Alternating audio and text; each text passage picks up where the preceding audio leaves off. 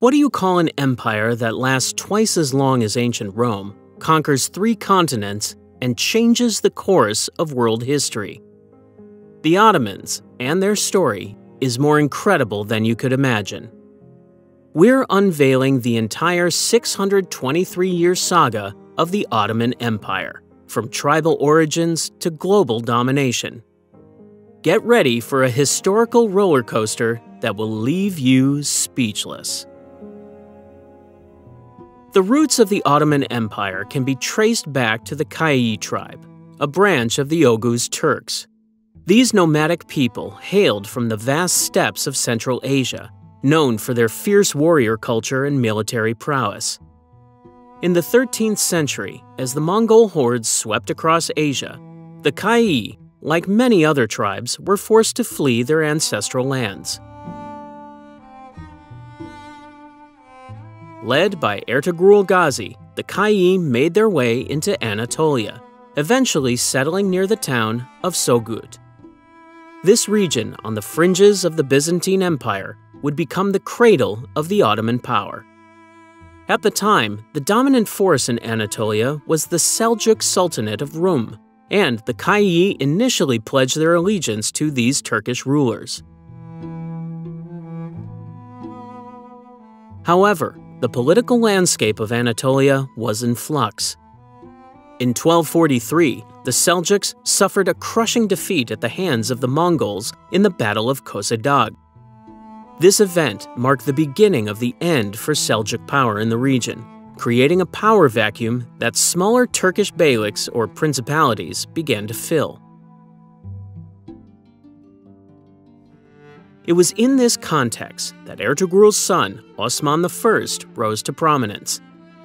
Taking leadership of the Kayyi around 1280, Osman proved to be an ambitious and capable leader. As Seljuk influence waned, Osman began to expand his territory, pushing into Byzantine lands and attracting followers with his military successes. A key factor in the early success of the Ottomans was their adoption of the Ghazi identity. The concept of the Ghazi, or warrior of Islam, held great appeal in the frontier regions of Anatolia. It allowed the Ottomans to attract warriors from neighboring tribes, and even from Christian lands, swelling their ranks with men eager for conquest and glory.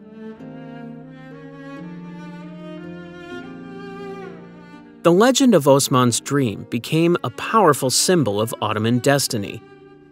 According to the tale, Osman dreamt of a great tree growing from his chest, its branches spreading to cover the world. This vision was interpreted as a divine sign of the future greatness of the Ottoman state, inspiring generations of rulers and subjects alike.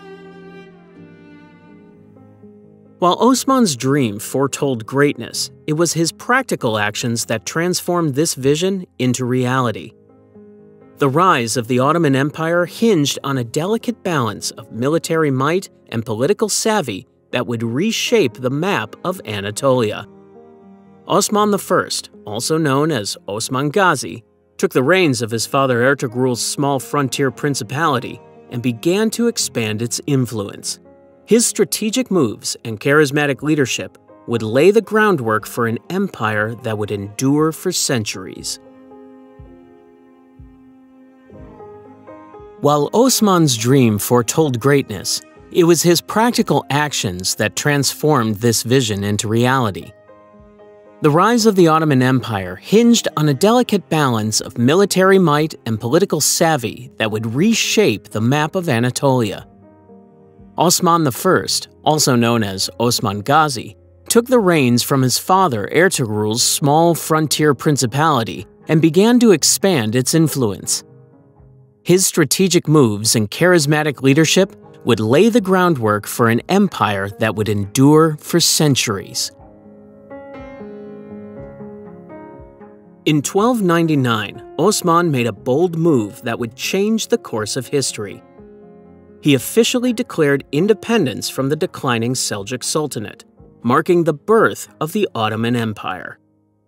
This act of defiance was not merely symbolic, it was a calculated risk that positioned the Ottomans to fill the power vacuum left by the crumbling Seljuk state. With newfound autonomy, Osman set his sights on the weakened Byzantine frontier towns. His forces, driven by the Ghazi warrior ethos, targeted key strongholds that would strengthen their position in the region. The captures of Bilecik, Yenisehir, and Inegol were significant victories that demonstrated the growing power of the Ottoman state. These conquests not only expanded Ottoman territory, but also provided strategic locations for further expansion. The Ghazi warrior ethos proved to be a powerful force in fueling Ottoman expansion. This ideology, which combined religious fervor with military prowess, attracted new fighters who were committed to spreading Islam into Christian territories. The promise of conquest and religious duty drew warriors from various backgrounds, swelling the ranks of Osman's forces and providing a steady stream of motivated soldiers. As the Ottoman state grew, so did the need for organization and administration. Osman established Yenisehir as the first Ottoman administrative center, creating a hub from which he could manage his expanding territories. This move demonstrated Osman's foresight in recognizing that military conquest alone was not enough to build a lasting empire. Effective governance was equally crucial. One of the key strengths of the early Ottoman military was its flexibility and inclusivity.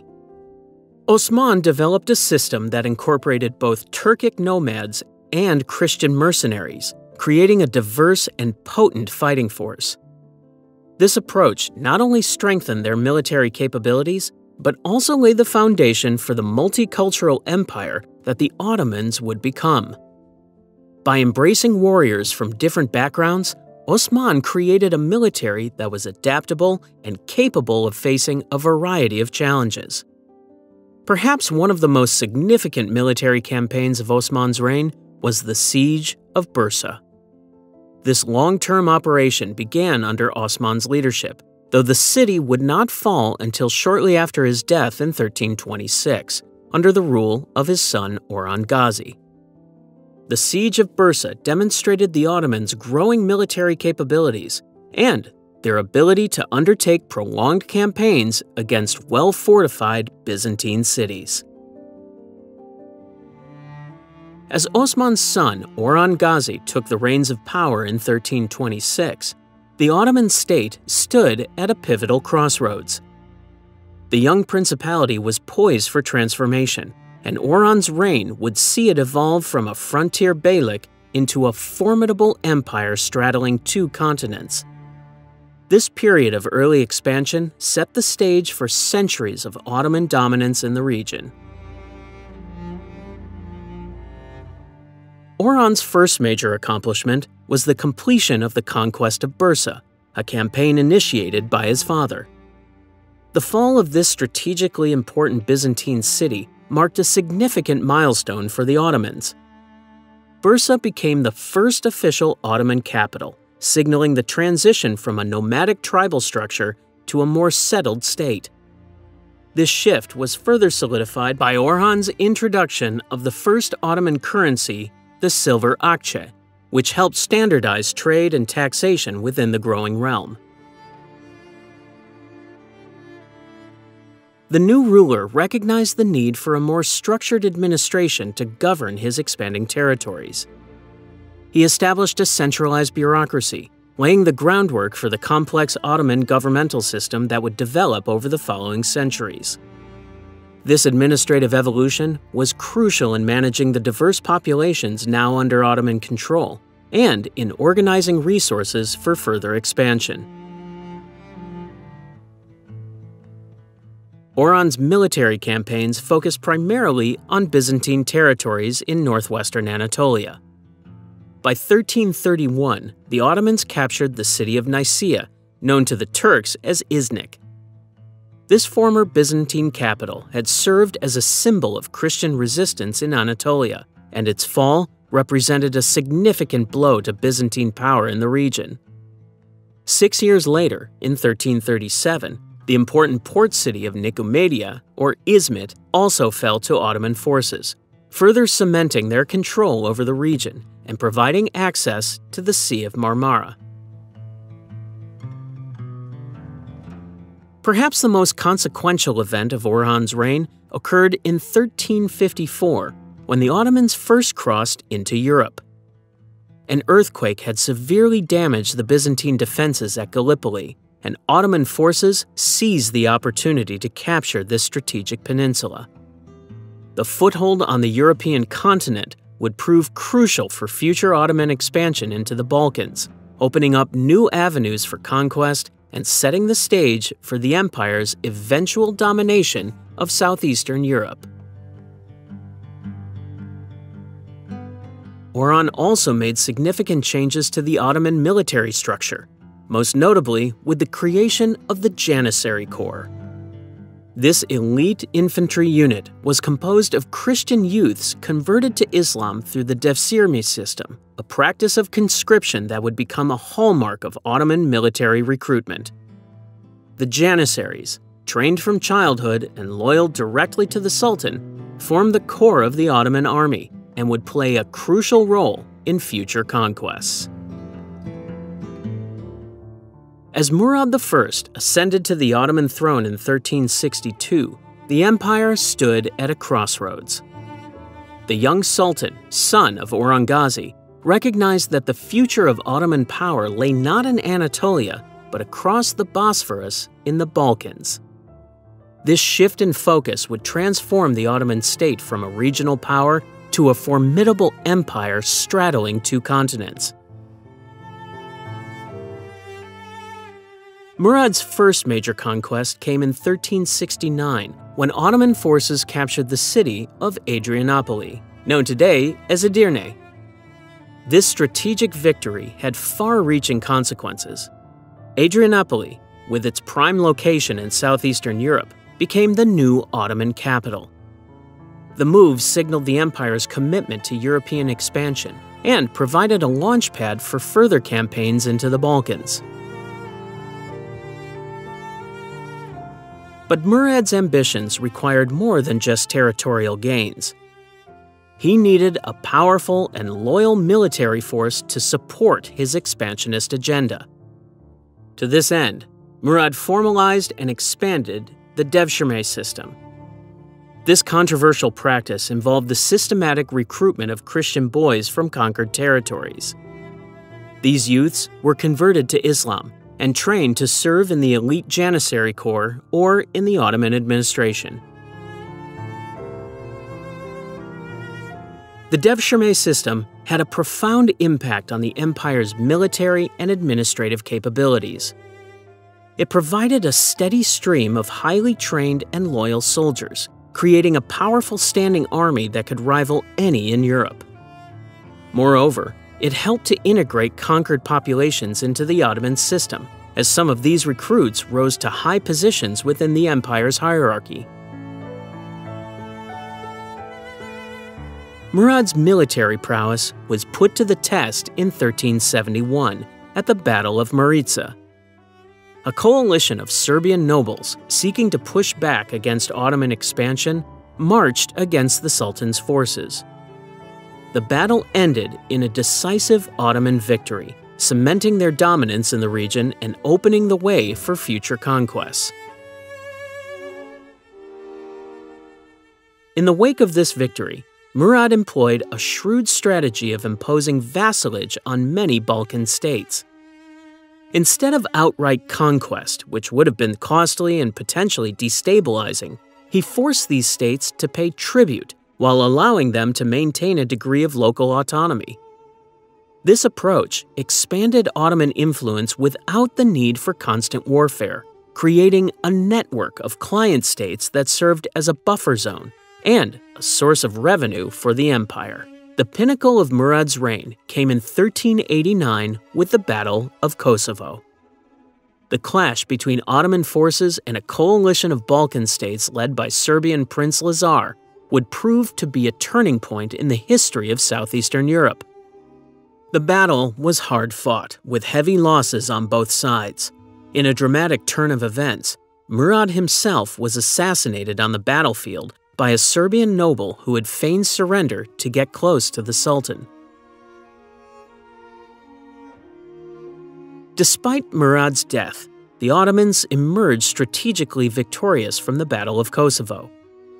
The Serbian-led coalition was shattered, and Ottoman control over the region was solidified. This victory marked the effective end of Serbian independence and paved the way for Ottoman domination of the Balkans for centuries to come. Murad's reign was transformative for the Ottoman state. He established the Balkans as a key frontier of Ottoman power, shifting the empire's center of gravity westward. His military successes expanded Ottoman territory significantly, while his administrative reforms strengthened central control over the empire's diverse populations. The introduction of new governing structures was particularly important. Murad divided conquered territories into military fiefs, known as timars, which were granted to Ottoman cavalry officers in exchange for military service. This system allowed the Ottomans to maintain a large, self-sustaining military force while also providing a mechanism for administering newly conquered lands.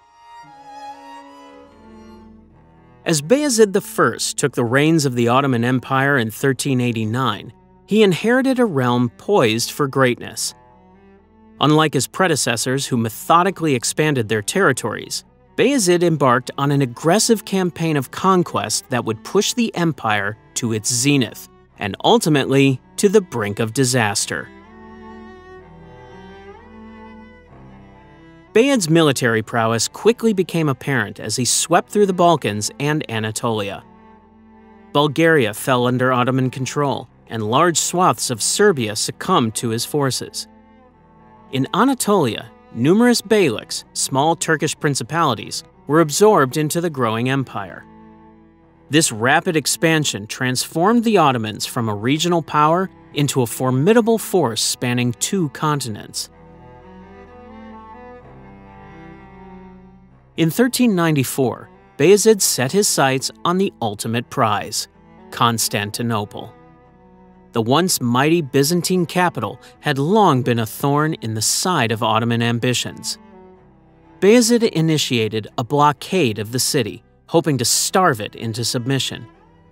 However, the ancient walls of Constantinople, coupled with aid from Western Europe, allowed the city to withstand Ottoman pressure. This siege, while unsuccessful, signaled the growing threat the Ottomans posed to the heart of Christendom. The Ottoman advance did not go unnoticed in Europe. In 1396, a coalition of European powers, responding to calls for a crusade, assembled a formidable army to challenge Ottoman dominance in the Balkans. Led by King Sigismund of Hungary, this force met Bayezid's army at the Battle of Nicopolis. The ensuing clash resulted in a decisive Ottoman victory, shattering Western hopes of rolling back Ottoman gains. This triumph cemented Ottoman control over much of southeastern Europe and demonstrated their military superiority over the divided Christian powers. Bayezid's reign also saw significant internal developments that strengthened the Ottoman state. He continued the process of centralization, streamlining the empire's administration to better manage its rapidly expanding territories. The Janissary Corps, the elite military unit established by his grandfather Orhan, grew in size and importance under Bayezid's rule. In a bold move that revealed his imperial ambitions, Bayezid adopted the title Sultan of Rum. This proclamation positioned him as the rightful heir to the Byzantine legacy, laying claim to all former Byzantine territories. It was a clear challenge to the beleaguered Byzantine Empire and a statement of Ottoman intentions to dominate the region. However, Bayezid's relentless expansion and grandiose ambitions would ultimately prove his undoing. As the Ottoman Empire reached its apex, a new threat emerged from the east. Timur, also known as Tamerlane, a Turco-Mongol conqueror who had carved out a vast empire in Central Asia, set his sights on Anatolia. In 1402, the two great powers collided at the Battle of Ankara. The battle proved catastrophic for the Ottomans. Bayezid's forces, exhausted from years of continuous campaigning, were no match for Timur's battle-hardened army. The Ottoman army was routed, and Bayezid himself was captured. This shocking defeat shattered the aura of Ottoman invincibility and threw the empire into chaos. Bayezid's capture marked the beginning of a dark chapter in Ottoman history. The Sultan, once the terror of Europe and Asia Minor, died in captivity the following year. His defeat triggered a period known as the Ottoman Interregnum, where Bayezid's sons fought for control of the fragmented empire. For over a decade, the Ottoman state teetered on the brink of collapse, its future uncertain. The Ottoman Interregnum, a chaotic period spanning from 1402 to 1413, marked a critical juncture in the empire's history. Following the Battle of Ankara in 1402, where the formidable Timur decisively defeated the Ottoman forces, the empire found itself suddenly thrust into a state of disarray. The capture of Sultan Bayezid I shattered the centralized authority that had been the cornerstone of Ottoman power. With Bayezid's subsequent death and captivity, the empire plunged into a protracted civil war. His four sons, Suleiman, Isa, Musa, and Mehmet, each staked their claim to the throne, fracturing the once unified empire into rival territories. The brothers controlled different regions across Anatolia and the Balkans, engaging in a complex series of alliances, betrayals, and brutal conflicts. This fragmentation was further exacerbated by Timur's deliberate strategy to weaken Ottoman control. By restoring semi-independent beyliks in Anatolia, Timur effectively dismantled the carefully constructed Ottoman power structure in the region.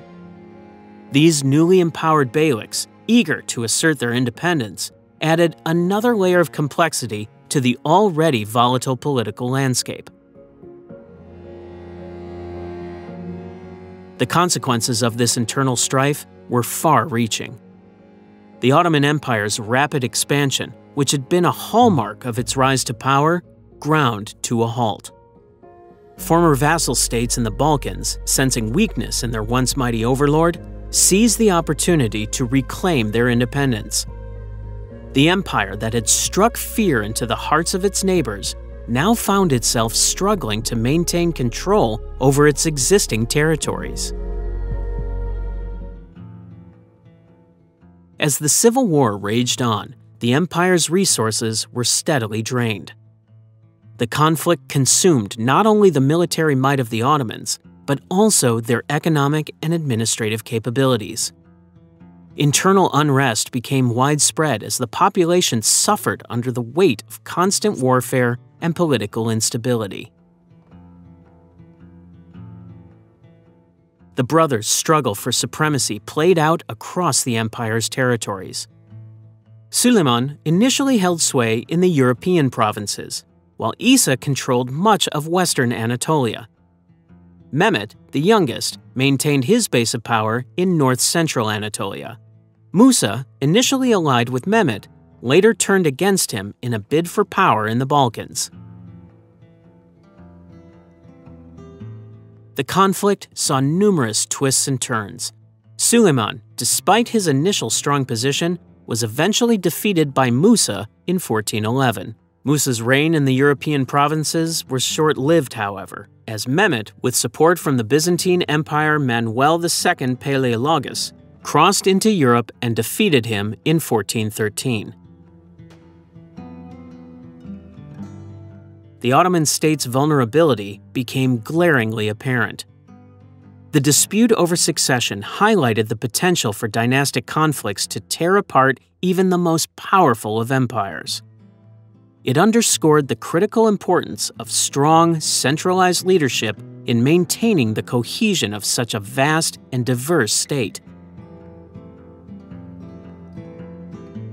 The interregnum also had profound effects on Ottoman military and administrative structures. The Timar system, which had been a cornerstone of Ottoman military organization, was disrupted as different factions awarded land grants to secure loyalty. This would have long-lasting implications for the empire's ability to maintain its military strength. From the ashes of conflict, a new leader emerged to reshape the Ottoman Empire. Mehmet I, the youngest son of Bayezid I, rose to power in 1433 after a decade of civil war. His task was monumental: to transform a fractured state back into a formidable power. The Ottoman interregnum had left deep scars, but Mehmet's reign would prove crucial in restoring the empire's strength and setting the stage for future expansion. Mehmet's first challenge was to reclaim lost territories and re-establish Ottoman dominance. In Anatolia, he faced the daunting task of reintegrating rebellious beyliks that had regained autonomy during the civil war. These small principalities, once loyal to the Ottoman banner, now resisted central authority. Mehmet employed a combination of diplomacy and military force to bring them back into the fold. He negotiated with some beylik leaders, offering them positions within the Ottoman administration in exchange for their allegiance. For those who refused, Mehmet launched targeted military campaigns, gradually reasserting Ottoman control over the Anatolian heartland. The Balkans presented another complex challenge. During the interregnum, many former vassal states had seized the opportunity to break free from Ottoman influence. Mehmet worked tirelessly to reassert Ottoman vassalage over key regions like Serbia and Wallachia. His approach was nuanced, recognizing that outright conquest might provoke united resistance. Instead, he used a mix of diplomatic pressure, strategic alliances, and limited military interventions to maintain Ottoman influence in the region. Mehmet's efforts to secure the empire's borders were not limited to reconquest. He also sought to build alliances with neighboring states, recognizing the importance of stability for the empire's recovery. This diplomatic approach helped to create buffer zones and reduce the immediate threats to Ottoman territory, allowing Mehmet to focus on internal consolidation. The Byzantine Empire, though a shadow of its former self, remained a thorn in the Ottoman side. Constantinople, the jewel of the Eastern Mediterranean, still stood as a symbol of Byzantine resilience. Mehmet, however, chose a path of calculated restraint.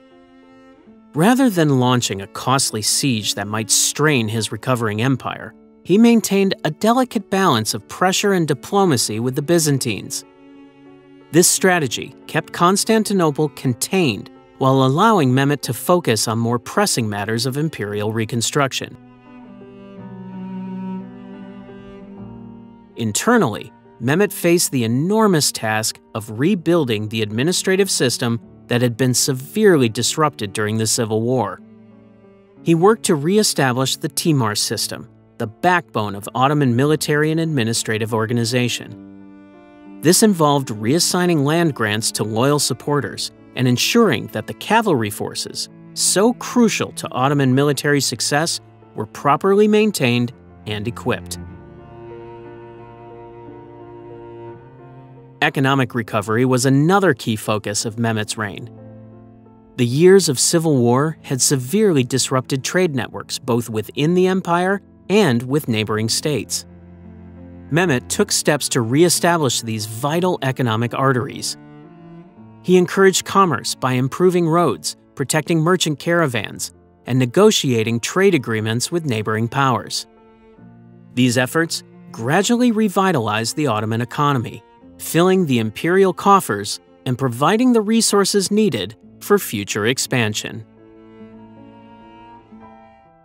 As Mehmet I's reign drew to a close, the Ottoman Empire stood on the precipice of a new era. In 1421, Murad II ascended to the throne, inheriting a realm that had only recently emerged from the turmoil of civil war. The young sultan faced immediate challenges that threatened to unravel his father's hard-won stability. Internal rebellions simmered, while external threats loomed, both from the Byzantine Empire and rival Anatolian beyliks. Murad's first test came early in his reign when he confronted a major revolt supported by the Byzantines. This rebellion, which sought to exploit the perceived weakness of the new sultan, threatened to undo the careful work of restoration undertaken by Mehmet I. However, Murad proved himself a capable leader, swiftly moving to suppress the uprising. His decisive action not only solidified his position on the throne, but also reasserted Ottoman control over key Anatolian territories that had wavered in their loyalty. With internal threats quelled, Murad turned his gaze outward, particularly toward the Balkans. The region had long been a focus of Ottoman expansion, but now Murad sought to consolidate and extend Ottoman power more thoroughly than ever before. His campaigns targeted Serbia, Wallachia, and Albania, aiming to transform these areas from loosely controlled vassals into integral parts of the Ottoman domain. Simultaneously, Murad began to extend Ottoman influence northward into Hungary, setting the stage for future conflicts that would shape the balance of power in Eastern Europe. The pinnacle of Murad's military achievements came in 1444 at the Battle of Varna. This engagement pitted Ottoman forces against a formidable Christian coalition led by Polish and Hungarian forces. The Crusaders, emboldened by recent successes and hoping to push the Ottomans out of Europe, marched confidently into battle. However, Murad's tactical acumen and the discipline of his troops proved decisive. The Ottoman victory at Varna not only shattered the Christian alliance, but also secured Ottoman dominance in the Balkans for generations to come.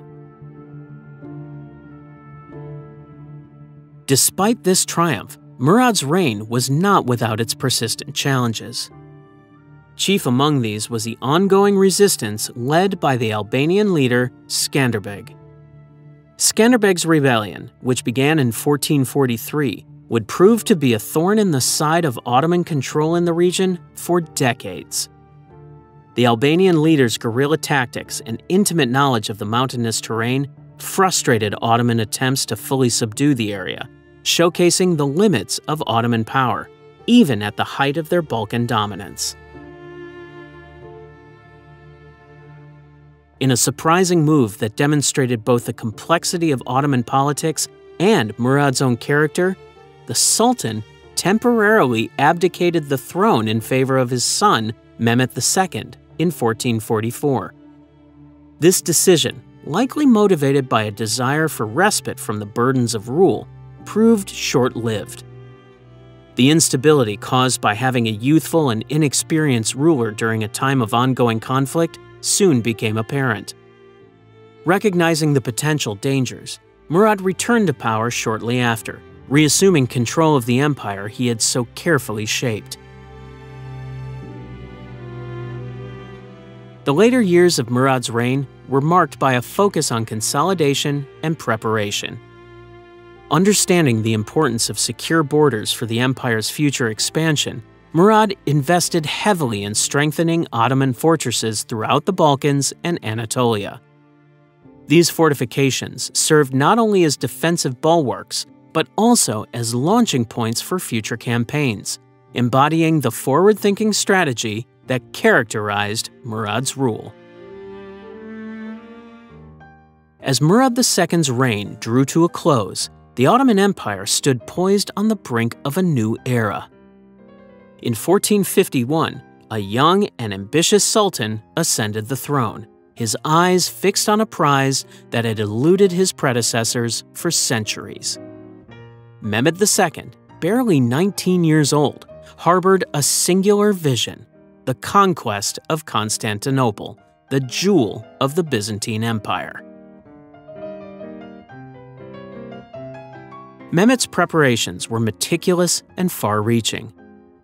Understanding the strategic importance of controlling access to the city, he ordered the construction of a massive fortress on the European side of the Bosporus Strait. This imposing structure, known as Rumeli Hisari, was completed in just 4 months. Its cannons could now control naval traffic, effectively cutting off potential aid to Constantinople from the Black Sea. But Mehmet's most formidable weapon was yet to come. He enlisted the services of a Hungarian engineer named Orban, who designed and cast a series of enormous cannons.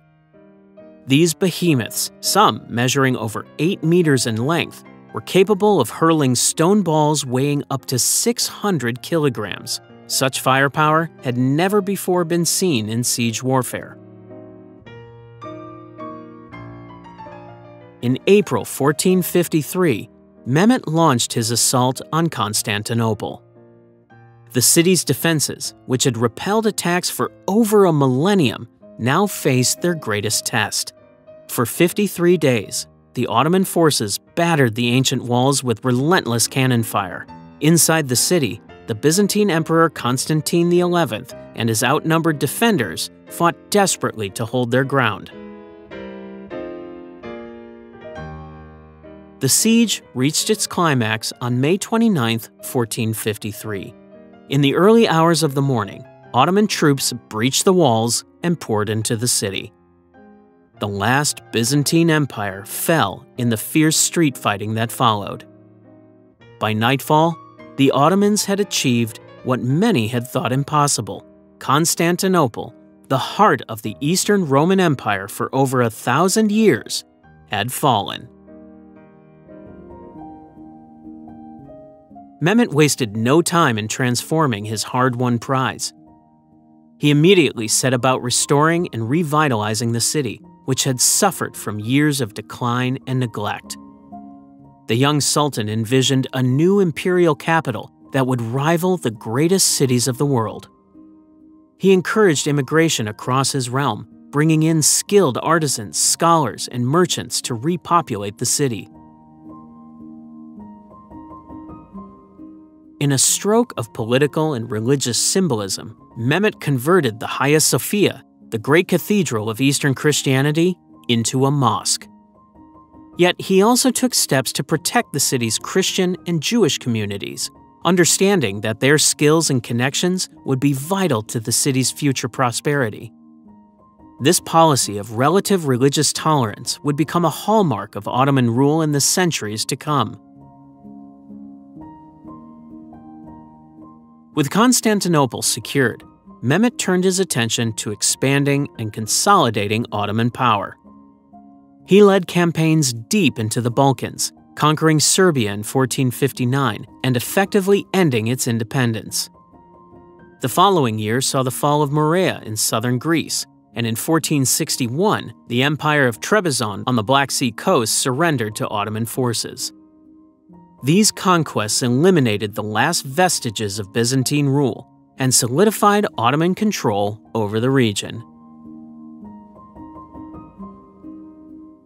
Mehmet's ambitions stretched beyond the immediate vicinity of his new capital. He launched campaigns into Bosnia and Albania, facing fierce resistance from local leaders like Skanderbeg. In Anatolia, he brought the remaining Turkish beyliks under Ottoman control, creating a more unified Turkish state. His forces even crossed the Black Sea to secure control over the Crimean Peninsula, extending Ottoman influence into the steppes of Eastern Europe. The Sultan's military successes were matched by his efforts to strengthen the empire's institutions. He overhauled the Ottoman legal system, issuing a new code of laws that would serve as the foundation for Ottoman governance for centuries. He also patronized the arts and sciences, attracting scholars and artists from across the Islamic world to his court in Istanbul. Imagine an empire at its peak, poised for further conquest, and then imagine its new ruler choosing a radically different path. As Bayezid II ascended the throne in 1481, he inherited not just a vast territory, but also a looming question. Could the Ottomans thrive without constant warfare? The son of Mehmed II, Bayezid faced a monumental task: transforming a war machine into a stable, diverse civilization. His reign would mark a shift from conquest to consolidation, testing the empire's capacity for diplomacy and internal growth in ways never before seen. Bayezid's succession was not without its challenges. His early reign was marred by a bitter succession struggle with his brother, Kem Sultan. This conflict would have far-reaching consequences, extending beyond the borders of the Ottoman Empire. After his defeat, Kem sought refuge in Europe, setting off a complex diplomatic dance involving the Pope and various European monarchs. For years, Kem's presence in Christian lands would serve as a bargaining chip, influencing Ottoman foreign policy and forcing Bayezid to navigate a delicate balance of threats and negotiations. With the immediate threat to his rule contained, Bayezid turned his attention inward. He prioritized internal stability, working to strengthen central authority and implement policies that would encourage economic growth across the empire. Infrastructure development became a key focus, with the Sultan investing in roads, bridges, and public buildings. These efforts not only improved the lives of Ottoman subjects, but also facilitated trade and communication across the vast territories under Bayezid's rule. Perhaps one of the most significant acts of Bayezid's reign came in response to events far beyond Ottoman borders. In 1492, as the Spanish Inquisition reached its height, thousands of Sephardic Jews faced expulsion from Spain. Bayezid saw an opportunity where others saw only religious outcasts. He extended a welcoming hand, granting safe haven to these refugees within Ottoman lands. Cities like Istanbul and Salonika soon found an influx of skilled artisans, merchants, and scholars, enriching the empire's cultural and economic life in ways that would be felt for generations. This act of tolerance was not merely altruistic. It was a shrewd political and economic move. The influx of Jewish refugees brought new skills, trade connections, and intellectual capital to the Ottoman Empire. It also stood in stark contrast to the religious persecution occurring in many parts of Europe, reinforcing the Ottoman Empire's image as a realm of relative religious freedom and cultural diversity. While Bayezid's reign is often characterized by its focus on diplomacy and internal development, the Ottoman military was not entirely idle. Moderate campaigns continued, securing control over parts of the Peloponnese and expanding Ottoman influence in the Black Sea region. The navy, though not yet the dominant force it would become under future sultans, was strengthened during this period. These efforts ensured Ottoman presence in key maritime trade routes and defended the empire's interests in the Mediterranean. Bayezid's approach to foreign relations was marked by a careful balance of diplomacy and strategic military pressure. He maintained complex relationships with European powers, such as Venice and the Habsburg Empire, often using the threat of Ottoman military might as a tool for negotiation rather than outright conquest. This nuanced approach allowed the empire to secure its interests without the constant warfare that had characterized previous reigns. The Sultan's emphasis on religious tolerance extended beyond his welcome of Jewish refugees. Throughout his reign, Bayezid worked to foster cultural diversity within the empire, recognizing that stability in such a vast and varied realm required a degree of flexibility in matters of faith and custom. This policy not only helped maintain internal peace, but also contributed to the empire's reputation as a cosmopolitan center of trade and culture. However, as Bayezid's reign progressed, new challenges emerged. The rise of the Safavid dynasty in Persia presented a growing threat to Ottoman interests in the east. Simultaneously, internal dissent began to simmer, with some factions calling for a return to the more aggressive expansion policies of previous sultans.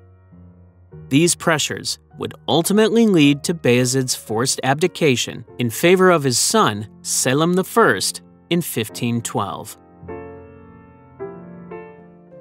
Selim I, known as Yavuz or the Grim, seized power through a combination of political maneuvering and ruthless ambition.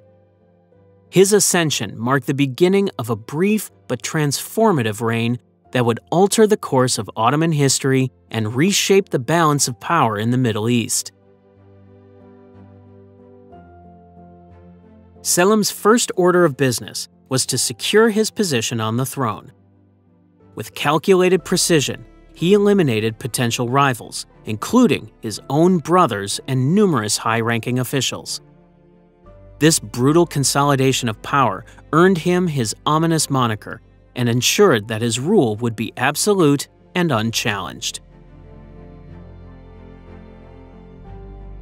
Unlike his father, Bayezid II, who had focused on diplomatic relations and internal stability, Selim set his sights eastward. The rising power of the Safavid Empire in Persia had become a significant concern for the Ottomans. The Safavids, with their Shia Islamic ideology, posed not only a military threat, but also an ideological challenge to the Sunni Ottoman state. Selim's response was swift and decisive.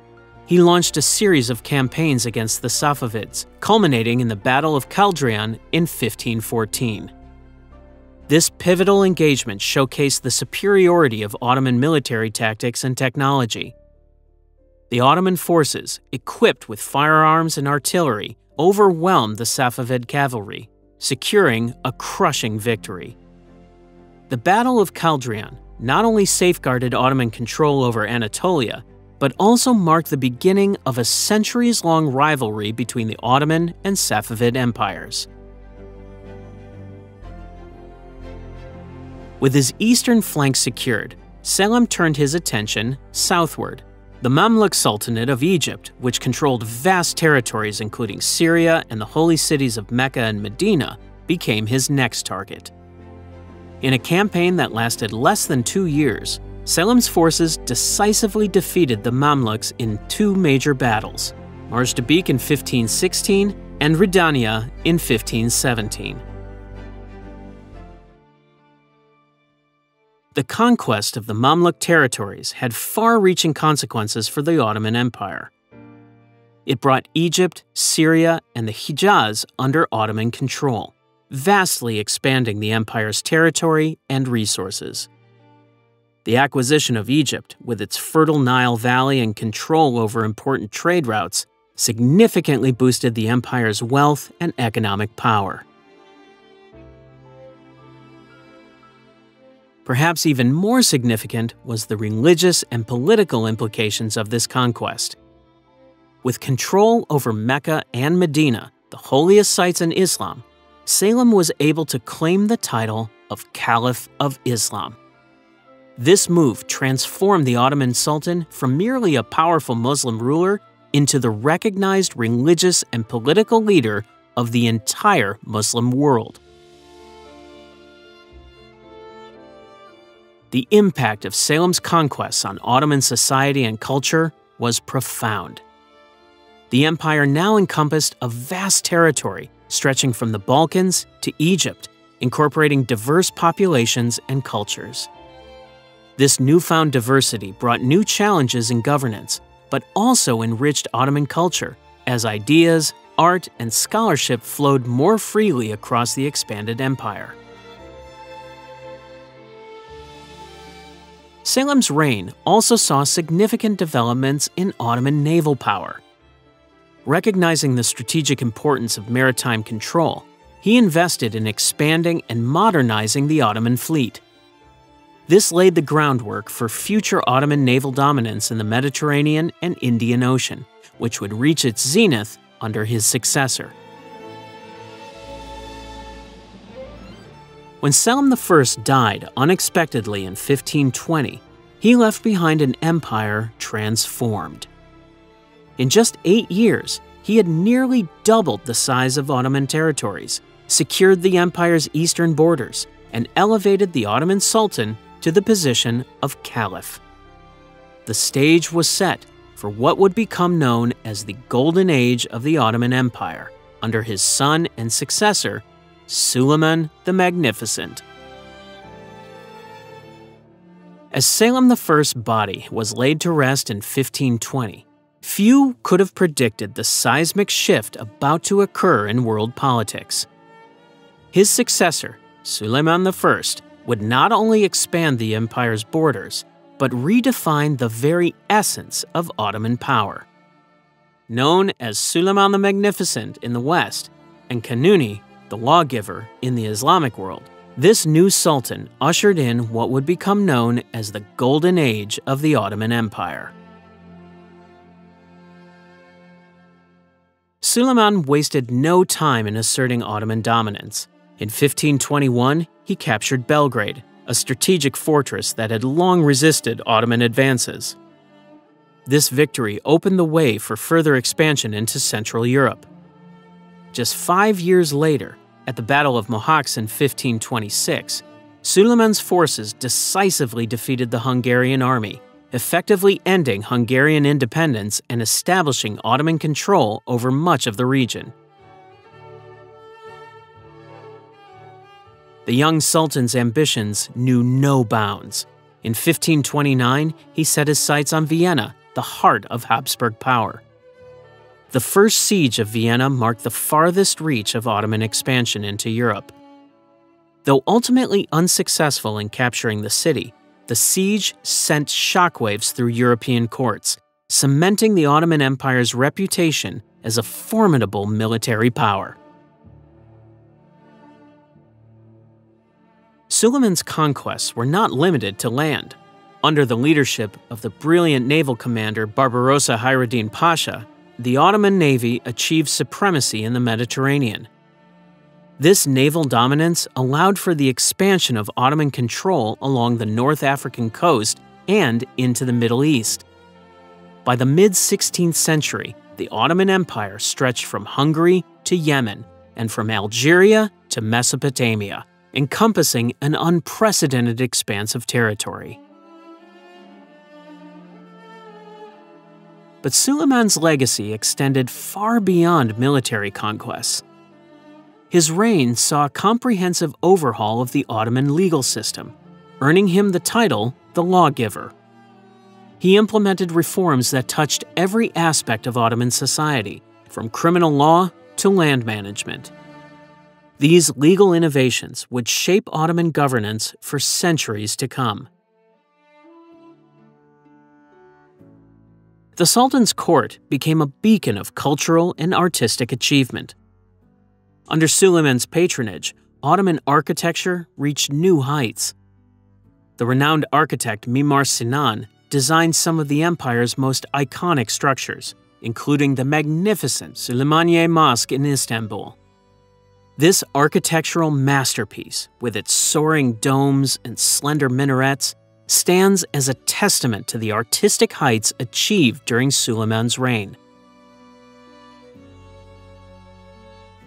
Literature and the arts flourished as well. Poetry, calligraphy, and miniature painting reached unprecedented levels of sophistication. Suleiman himself was an accomplished poet, writing under the pen name Muhibi. His verses, filled with themes of love and spirituality, showcase the refined sensibilities of Ottoman court culture. Suleiman's personal life was as intriguing as his public achievements. His marriage to Hürrem Sultan, also known as Roxolana, broke with Ottoman tradition. A former slave who rose to become Suleiman's legal wife, Hürrem wielded significant influence in the imperial court. Their relationship challenged established norms and reshaped the dynamics of Ottoman royal politics. As Suleiman's reign progressed, the empire faced new challenges. Tensions with the Safavid Empire in Persia led to a series of campaigns in the east. In Europe, the Ottoman advance began to slow, facing increased resistance from Christian powers. Despite these challenges, the empire remained the dominant force in the region. In 1566, at the age of 71, Suleiman embarked on what would be his final campaign. The siege of Szigetvar in Hungary was intended to pave the way for a new push towards Vienna. However, fate had other plans. On September 6, 1566, as Ottoman forces besieged the fortress, Suleiman died in his tent. His death was kept a secret for weeks to prevent demoralization among the troops, a testament to the centrality of his leadership to Ottoman military efforts. As Suleiman's death marked the end of an era on land, another battlefield was about to take center stage. The Mediterranean Sea, once a Roman lake, had become a contested arena where empires clashed for supremacy. The Ottoman Empire, born in the steppes of Anatolia, had transformed into a formidable naval power, challenging the established maritime nations of Europe. The 16th century saw the Ottomans aggressively expand their naval capabilities. Under the leadership of the legendary Admiral Barbarossa Hayreddin Pasha, Ottoman ships patrolled the waters from the Aegean to the coast of North Africa. Barbarossa's tactical genius and daring raids struck fear into the hearts of Christian sailors and secured key victories for the empire. These triumphs allowed the Ottomans to establish control over critical trade routes and coastal territories, from Algeria to the Levant. As Ottoman naval power grew, so did tensions with other Mediterranean powers. Venice, long the Queen of the Adriatic, found her commercial interests threatened. Spain, under the ambitious Habsburg monarchy, saw Ottoman expansion as a direct challenge to its dominion. The Knights of St. John, based on the Isle of Malta, faced increasing pressure from Ottoman fleets. The clash of civilizations that had been playing out on land for centuries now spilled onto the waves. Ottoman galleys, swift and numerous, harassed Christian shipping and raided coastal settlements. In response, the European powers sought to unite against what they perceived as a common threat to Christendom. It was Pope Pius V who finally managed to forge an alliance capable of confronting Ottoman naval might. The Holy League, formed in 1571, brought together the naval forces of Spain, Venice, and the papacy. This coalition represented the last hope of halting Ottoman expansion in the Mediterranean. The stage was set for one of the largest and most consequential naval battles in history. On October 7, 1571, off the coast of Lepanto in Greece, two massive fleets faced each other in a contest that would echo through the ages. The Holy League, under the command of Don John of Austria, deployed over 200 ships, their decks packed with soldiers and bristling with cannon. Opposing them was an equally impressive Ottoman armada led by Ali Pasha. As the sun rose over the Ionian Sea, the two fleets clashed in a fury of cannon fire, smoke, and splintering wood. The battle raged for hours, with neither side willing to yield. Christian arquebusiers exchanged fire with Ottoman archers, while galley slaves strained at their oars, driving the ships into deadly embrace. The turning point came when Don John's flagship engaged Ali Pasha's vessel in fierce combat. In a moment that would be immortalized in countless paintings and tales, the Ottoman admiral fell and his ship was captured. With their commander lost, the Ottoman fleet began to falter. By the day's end, the sea was littered with the wreckage of ships and the bodies of thousands of sailors. The Ottoman fleet had been all but destroyed, with only a fraction of their ships managing to escape. The Holy League had achieved a decisive victory, ending the myth of Ottoman invincibility at sea. Yet, the aftermath of Lepanto revealed the true resilience of the Ottoman Empire. Within a year, a new fleet had been constructed, demonstrating the vast resources and organizational capacity of the state. While the Christian powers celebrated their victory, the Ottomans were already planning their next moves. As the Ottoman Empire faced choppy waters abroad, a seismic shift in power was occurring at home. For over a century, the empire would be guided by an unlikely group of rulers, women who wielded influence from within the confines of the harem. This period, known as the Sultanate of Women, or Kadınlar Saltanati, marked a unique chapter in Ottoman history where imperial women, particularly Valdense sultans and favored consorts, held significant political sway. The roots of this era can be traced back to the reign of Suleiman the Magnificent and the rise of Hurrem Sultan, also known as Roxolana. Breaking with traditional harem customs, Hurrem became Suleiman's legal wife and trusted advisor, setting a precedent for women's involvement in state affairs. Her influence extended beyond the palace walls as she engaged in diplomacy and spearheaded charitable projects, including the construction of mosques, schools, and hospitals throughout the empire. As the 16th century progressed, the power of the Valide Sultan, or the mother of the reigning sultan, became increasingly institutionalized. Figures like Nurbanu Sultan and Safiye Sultan wielded considerable influence during the reigns of their sons and grandsons, shaping imperial policy and court politics. Their authority often surpassed that of high-ranking male officials, as they controlled access to the Sultan and played pivotal roles in major decisions affecting the empire. This shift in power dynamics was particularly pronounced during the reigns of young or weak sultans. In such cases, the Valide sultans often stepped into the role of de facto regents, guiding the empire through turbulent times. Their influence extended to matters of foreign policy, domestic governance, and even military affairs, challenging traditional notions of gender roles in the Islamic world.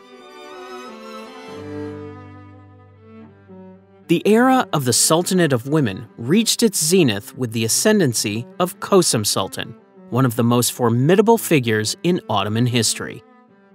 Serving as Valide Sultan to two of her sons and later as regent for her young grandson, Kösem wielded immense authority over imperial matters for decades. Her political acumen and strategic maneuvering allowed her to navigate the treacherous waters of court politics, maintaining her grip on power through multiple sultans' reigns. However, the increased influence of imperial women coincided with a period of growing political instability within the Ottoman state. The harem, once a secluded domain, became a hotbed of political intrigue and factional rivalry.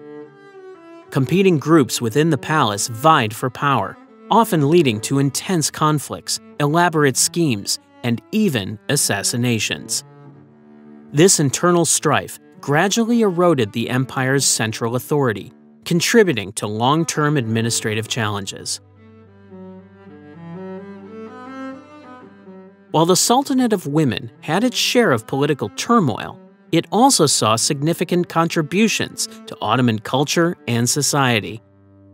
Many of these powerful women were patrons of the arts and architecture, commissioning grand building projects and supporting cultural institutions.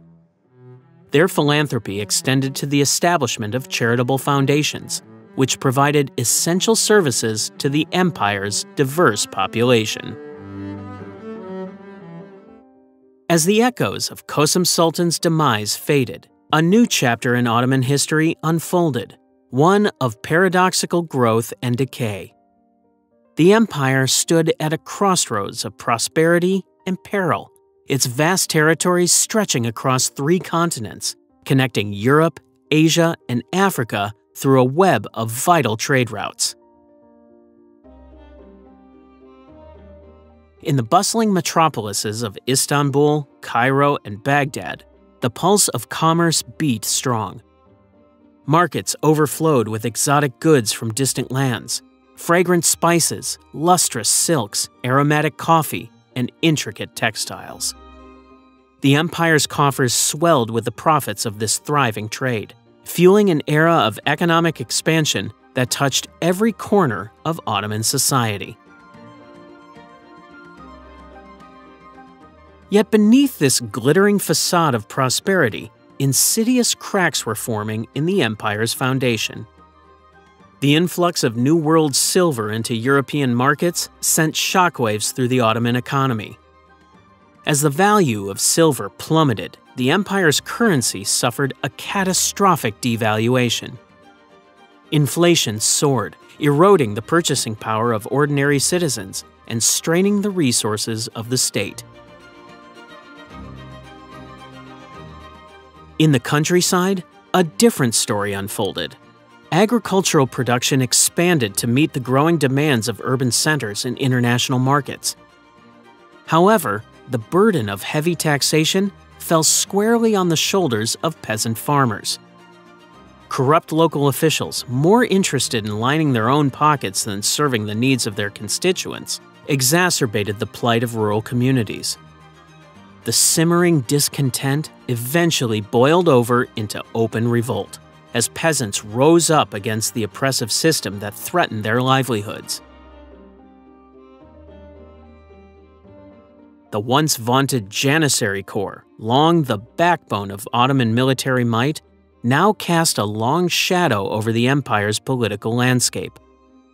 Originally composed of Christian youths, conscripted through the Devshirme system and trained as elite soldiers, the Janissaries had evolved into a powerful and often volatile force within Ottoman society. Their growing involvement in palace intrigues and factional politics further destabilized an already precarious balance of power. As the central authorities' grip on the provinces weakened, local warlords, known as Ayan, rose to fill the power vacuum. These influential figures, often drawn from prominent families or military backgrounds, carved out their own spheres of influence, challenging the Sultan's authority and fragmenting the once unified governance of the empire. The Celali revolts in Anatolia served as a stark reminder of the empire's internal vulnerabilities. These uprisings, fueled by a toxic mix of economic hardship, political discontent, and social unrest, exposed the limitations of Ottoman control over its heartland. The central government's struggle to quell these rebellions revealed a growing disconnect between the imperial center and its periphery. Beyond its borders, the Ottoman Empire found itself locked in a perpetual struggle with formidable adversaries. To the east, The Safavid Empire of Persia posed a constant threat, forcing the Ottomans to maintain a vigilant military presence along their eastern frontier. To the west, European powers, emboldened by technological advancements and growing naval capabilities, challenged Ottoman dominance in the Mediterranean and beyond. These continuous conflicts exacted a heavy toll on the empire's military and economic resources. The need to maintain large standing armies and finance costly campaigns strained the treasury, diverting funds from much-needed internal development and reforms. The empire found itself caught in a vicious cycle where external pressures exacerbated internal weaknesses, and internal instability hindered effective responses to external threats. The year 1683 would witness a clash of civilizations that would echo through centuries. At the gates of Vienna, two worlds collided in a battle that would determine the fate of an empire and reshape the map of Europe. Grand Vizier Kara Mustafa Pasha, ambitious and determined, led an Ottoman army of over 150,000 troops towards Vienna, the jewel of the Habsburg Empire. This was no mere raid or show of force. It was a calculated attempt to strike at the heart of Christian Europe and expand Ottoman influence deep into the continent. The stakes were high, and both sides knew it.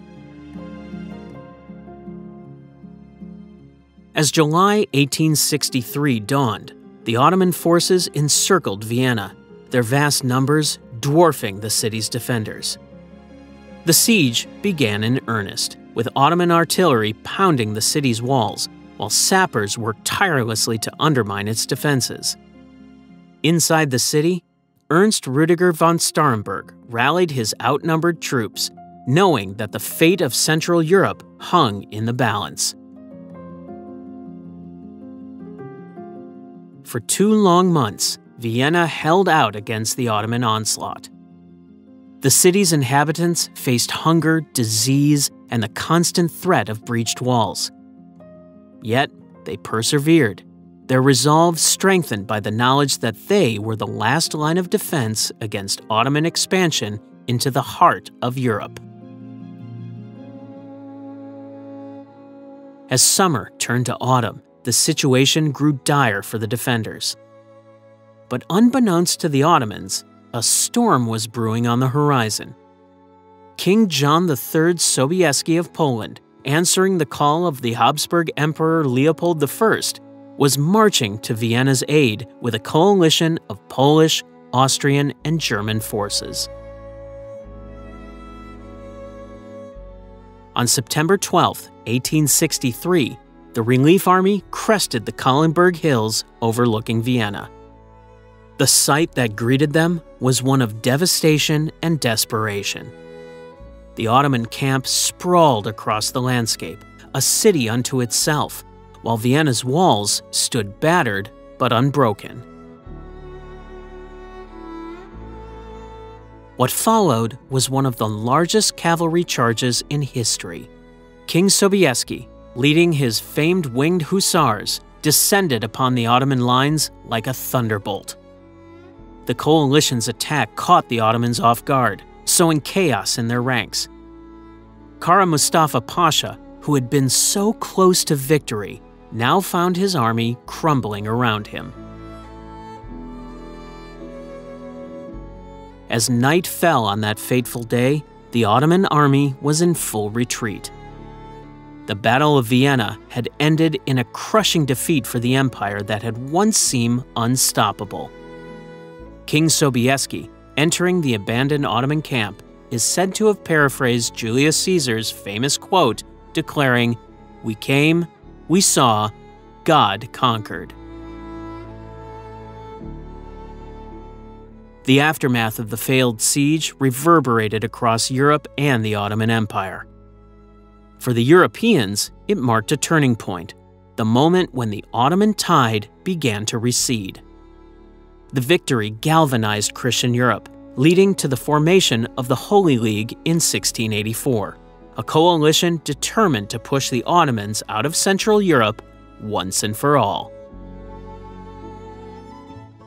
The Tulip Era, known as Lale Devri in Turkish, marked a brief but significant period of cultural flourishing and early modernization efforts during the reign of Sultan Ahmed III.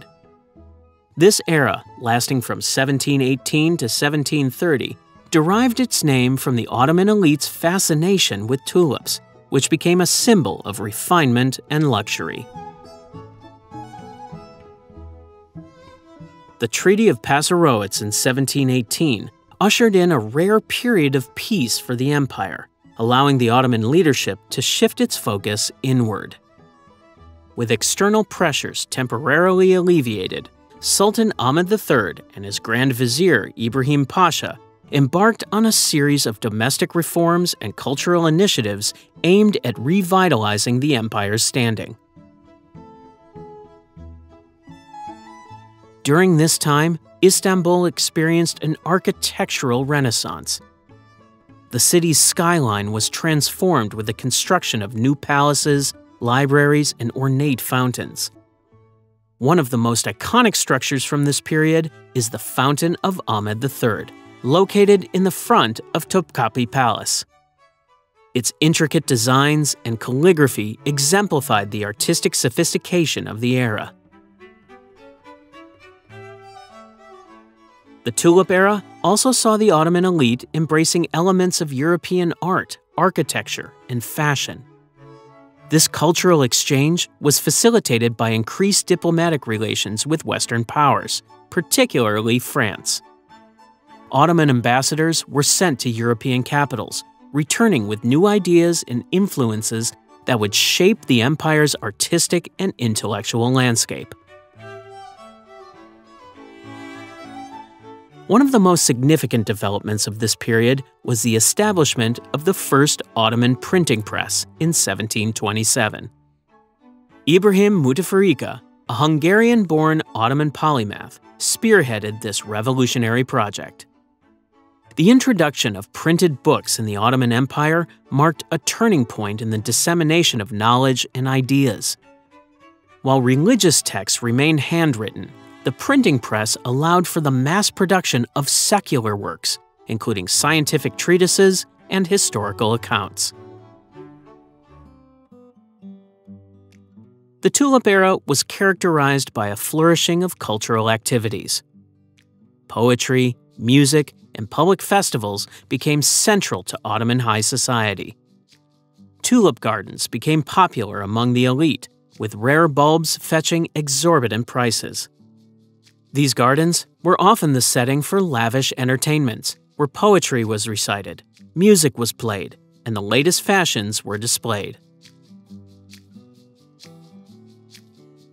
Economic reforms aimed to strengthen the empire's trade networks and boost domestic production. The government encouraged the cultivation of luxury goods, such as textiles and ceramics, to compete with European imports. These efforts led to a brief period of economic growth and prosperity, particularly for the urban elite.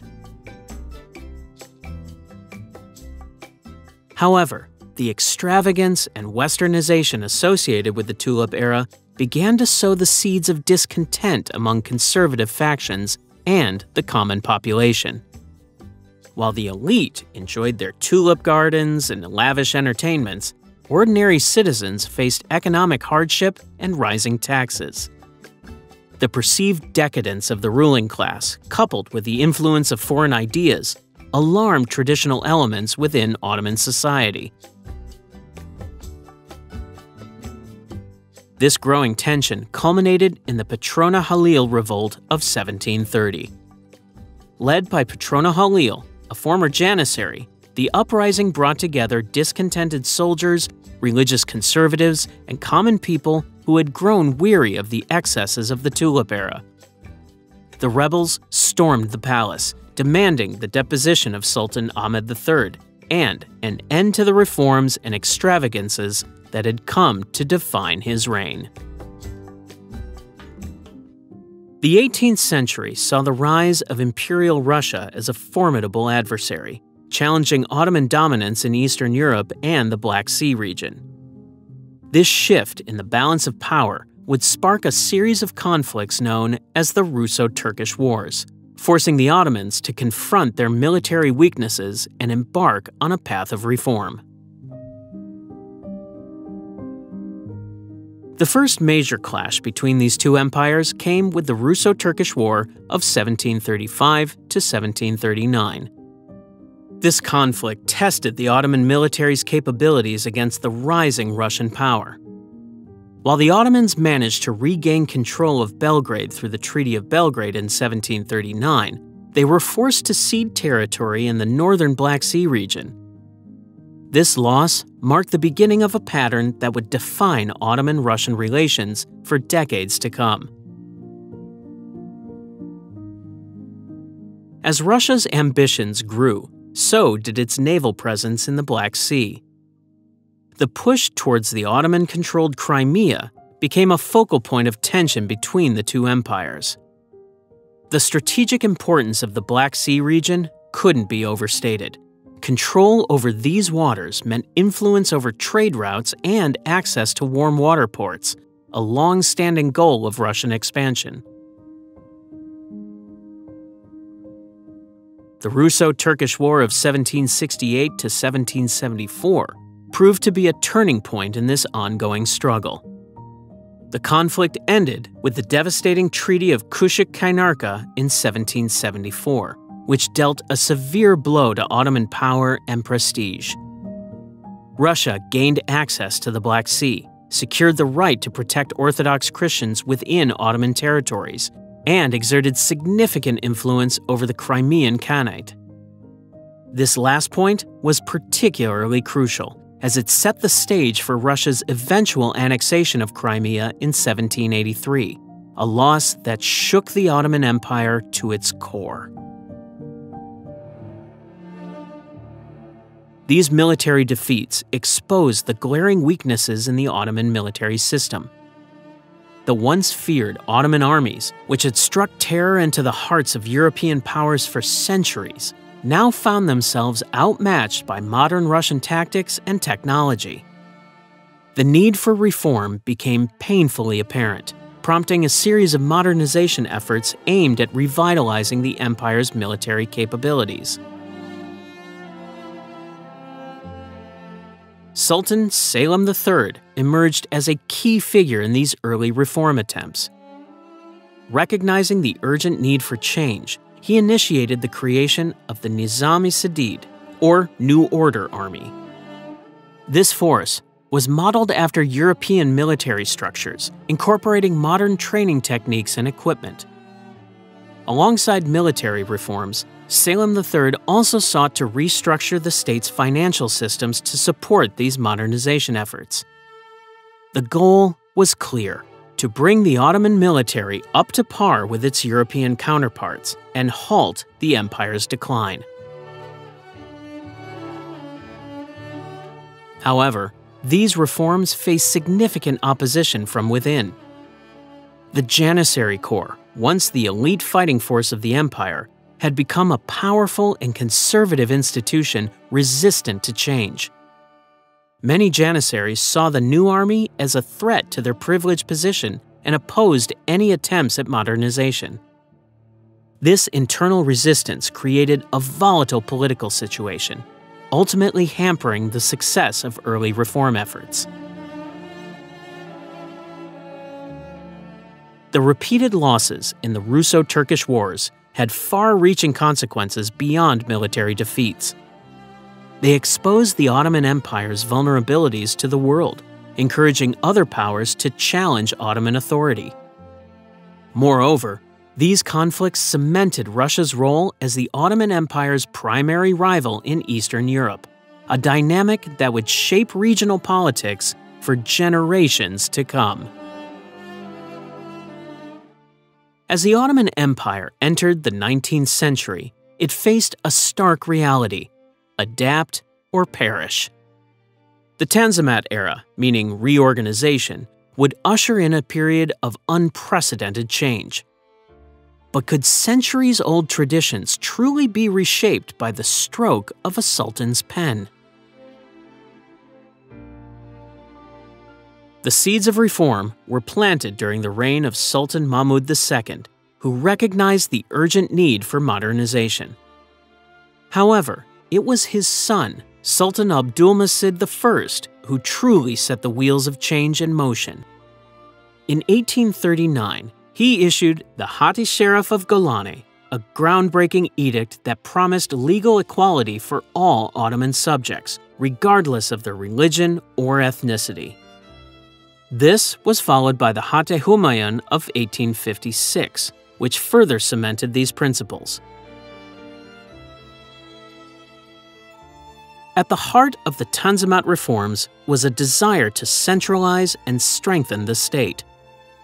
The empire had suffered humiliating military defeats and faced growing internal rebellions. European powers were increasingly influential within Ottoman territories, and the reformers believed that adopting Western practices was the key to survival. The legal system underwent a dramatic restructuring. New civil and criminal codes were introduced, drawing heavily from European models.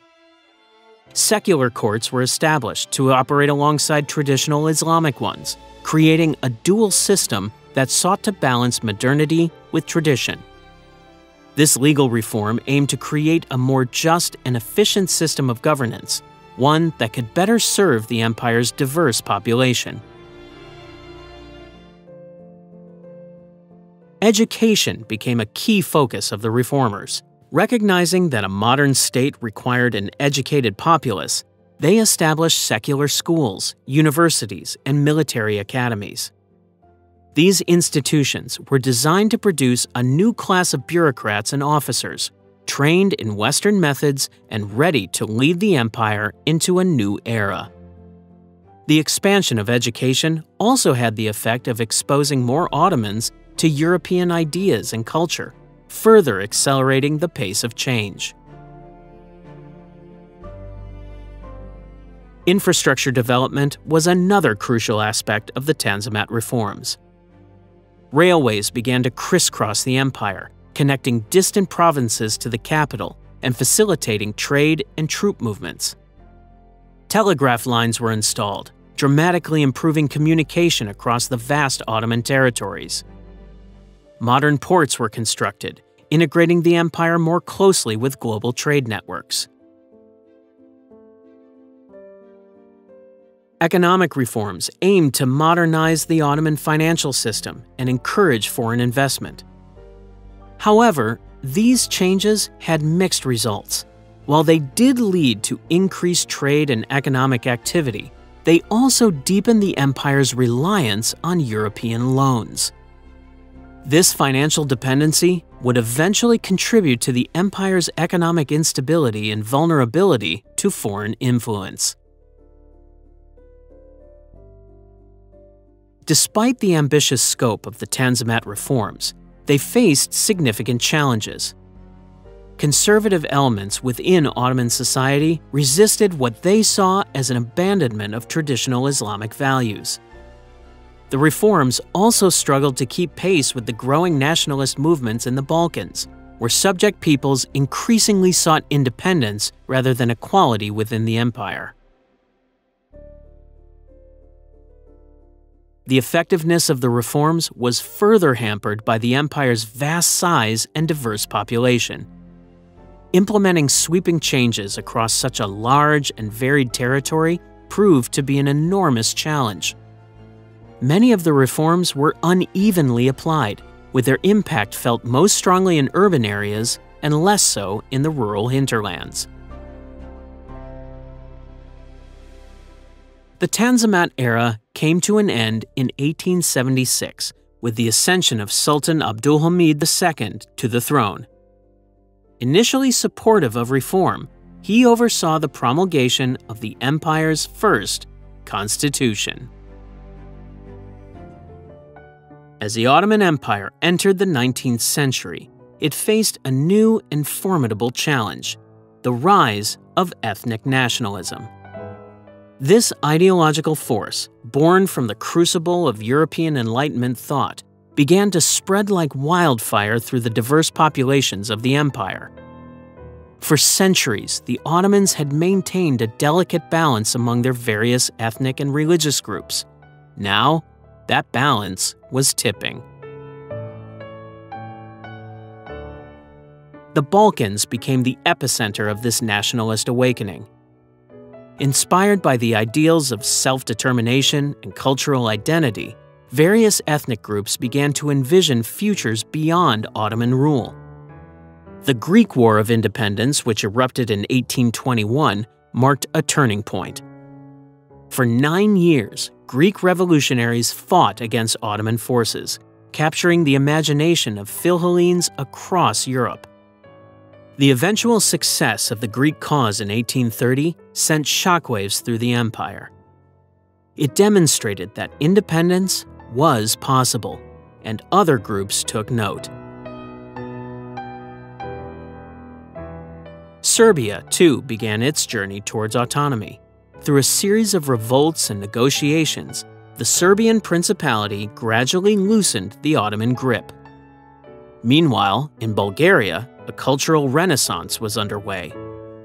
The Bulgarian national revival fostered a sense of distinct identity, language, and history. This cultural movement laid the groundwork for political aspirations, culminating in the April Uprising of 1876. Though brutally suppressed, the uprising drew international attention to the Bulgarian cause. The Ottoman response to these movements was often heavy-handed, further alienating subject populations. Harsh repression of revolts, such as the Bulgarian Uprising, provided ammunition for critics of Ottoman rule both within and outside the empire. European powers, ever eager to expand their influence, seized upon these crises.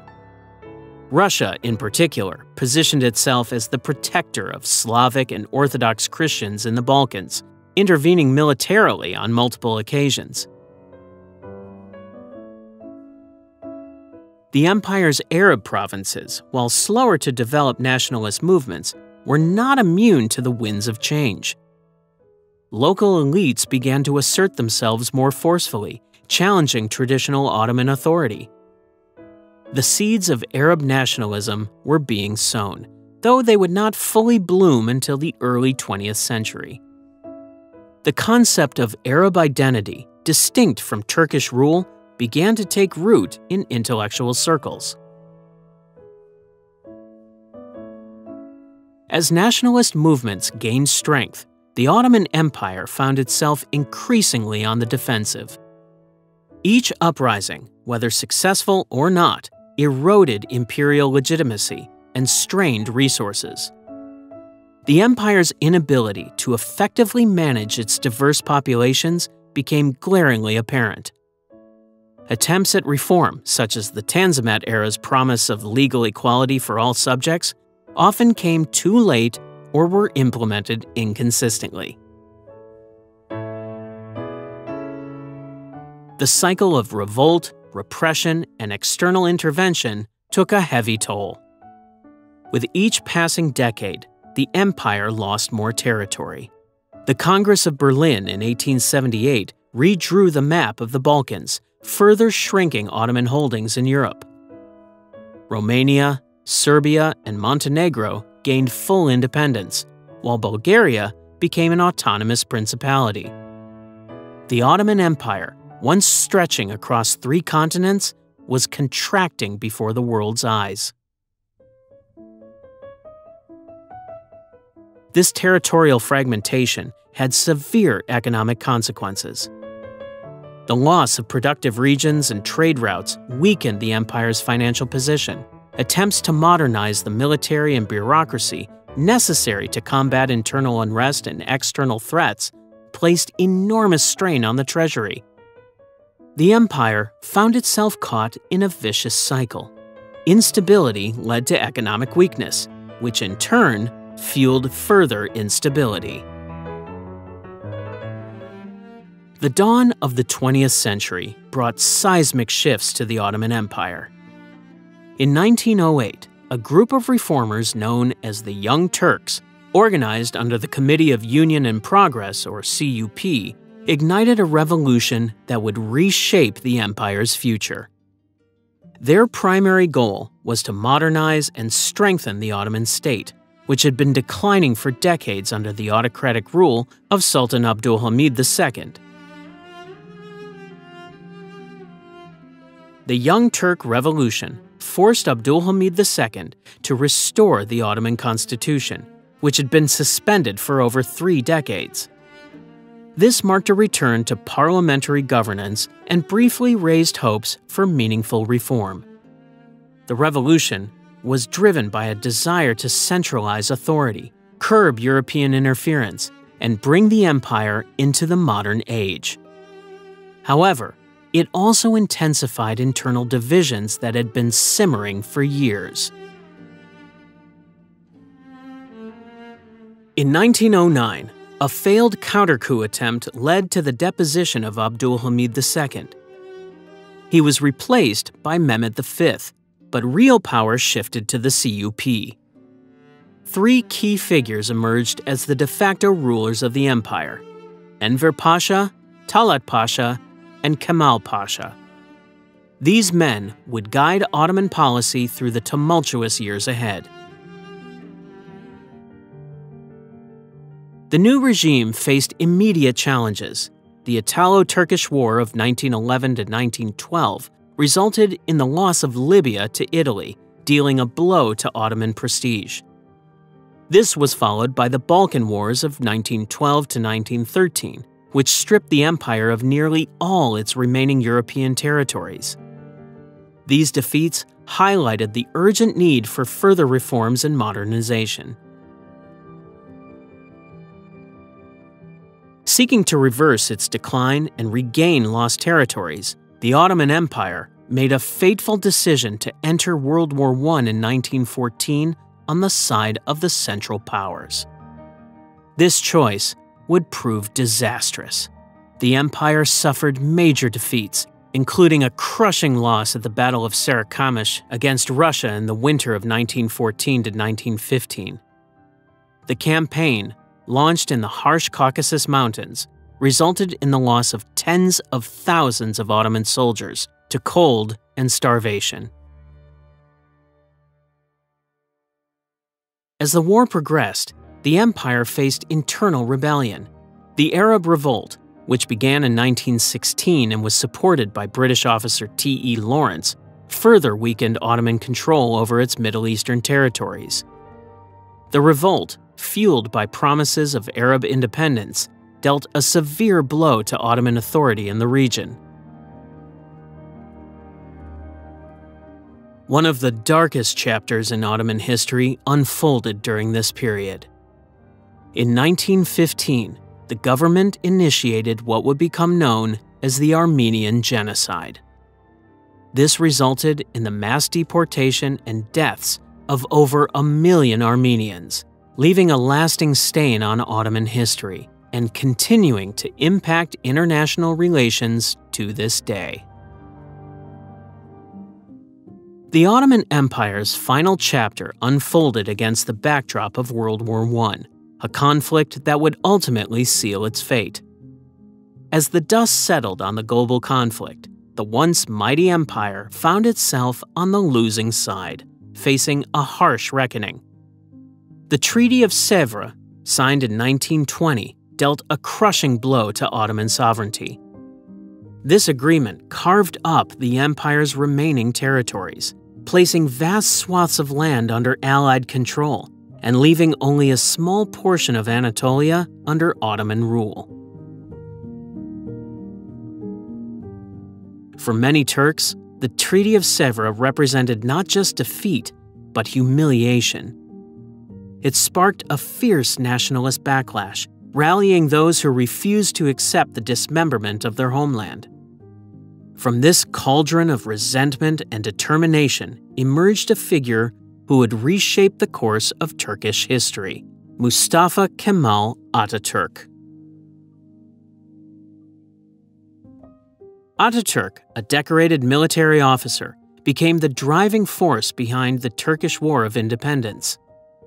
This conflict, lasting from 1919 to 1923, saw Turkish nationalists wage a determined struggle against occupying forces.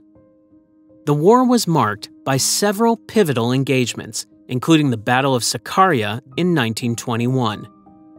This grueling 3-week confrontation saw Ataturk's forces successfully repel a Greek offensive, boosting Turkish morale and turning the tide of the conflict.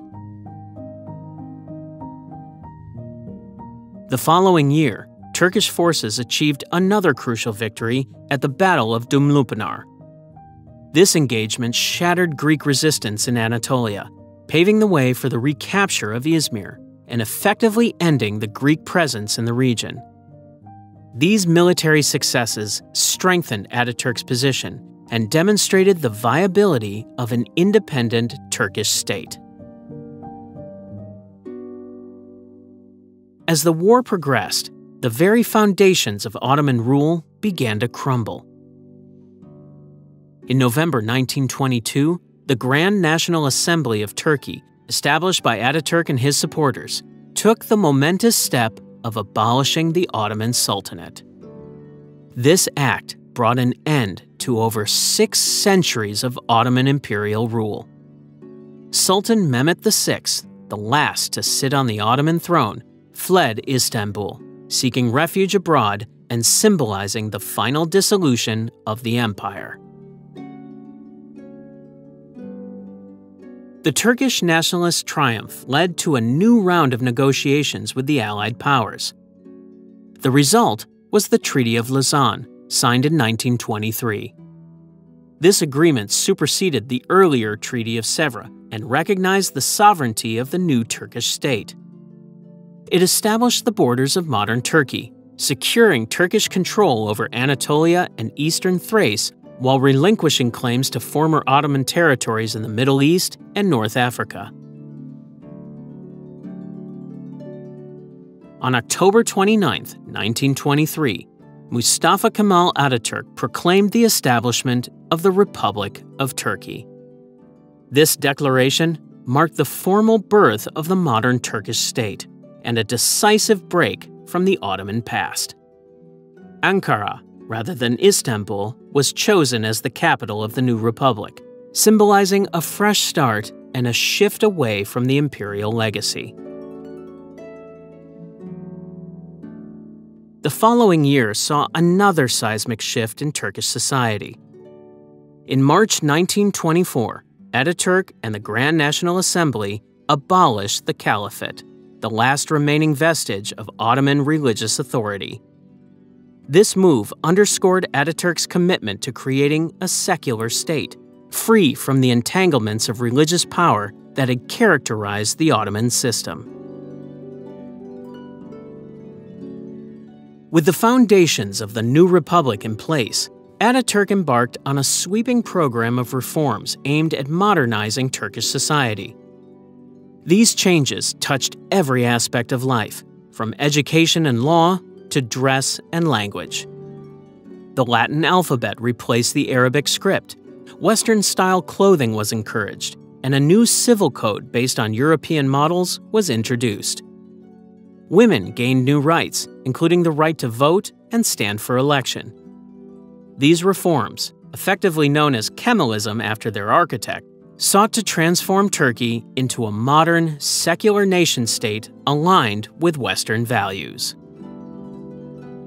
The Ottoman Empire's legacy still shapes the modern Middle East and Balkans, reminding us of the impermanence of power and the lasting impact of history. If you enjoyed this journey through history, make sure to subscribe for more stories from the past.